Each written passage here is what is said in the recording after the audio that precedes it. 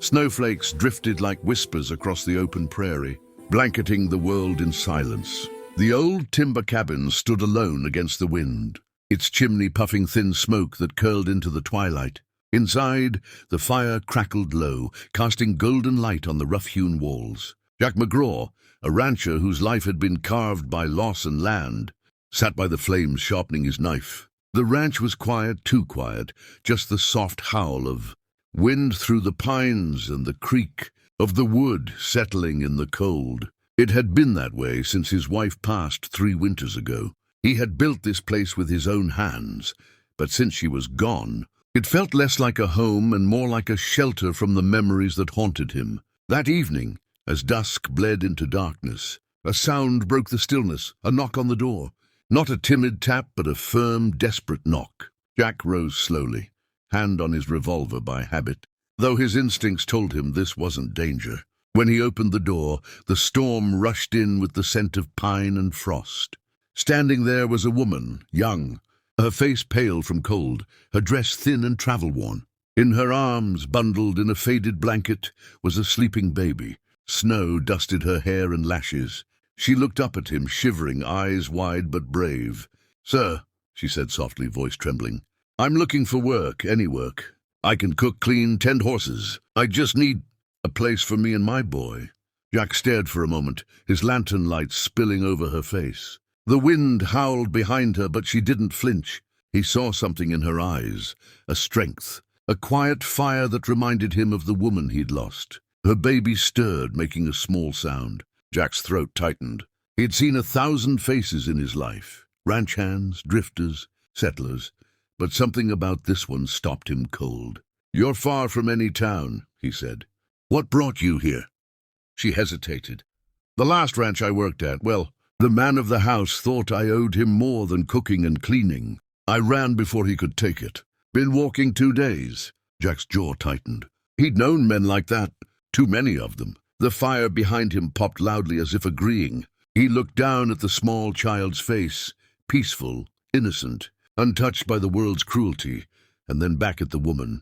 She waited, not begging, not breaking, just standing in the snow, holding everything she had left. Jack didn't say another word. He stepped aside and lifted the lantern higher, the warm light spilling across her frozen figure. "You're home," he said simply. For a long moment she just stared at him, as if unsure she'd heard right. Then her eyes filled with tears, and she nodded, stepping into the cabin. The door closed behind her, shutting out the storm. The baby stirred again, and Jack motioned toward the fire. "Warm yourself. I'll get you something to eat." As she sat by the fire, the color slowly returned to her cheeks. Jack brought her stew and coffee, watching her hands tremble as she ate. "Name's Clara," she said finally, voice quiet. "And this little one's Samuel." "Jack," he replied, tipping his hat slightly. "McGraw Ranch ain't much, but it's honest work." Clara smiled faintly. "Honest sounds good." Over the next few days, the snow piled high around the cabin, trapping them together. Clara insisted on working, mending clothes, tending the fire, even helping with the horses when the weather broke. Jack watched her move about the house with gentle determination, her baby always close by. The cabin that once felt hollow began to breathe. Again, soft laughter echoing through its walls. The smell of warm bread and coffee filling the air. One night after putting Samuel to sleep, Clara sat by the fire sewing a torn shirt. "You ever get tired of being alone?" she asked. Jack stared into the flames. "Wasn't always alone," he said quietly. "My wife Mary passed some years back. After that, I reckon I didn't know what to do with peace anymore." Clara looked at him, her eyes kind. "Peace isn't something you find, Jack. Sometimes it finds you when you finally stop running." He met her gaze then, and for the first time in years, something inside him shifted, a warmth that wasn't from the fire. Days turned into weeks. The storm passed, and the snow melted into soft earth. Jack found himself listening for Clara's laughter, the baby's giggles, the rhythm of footsteps that made the cabin feel alive again. One morning, as the sun rose over the pines, Clara stepped outside holding Samuel, watching the light spill across the valley.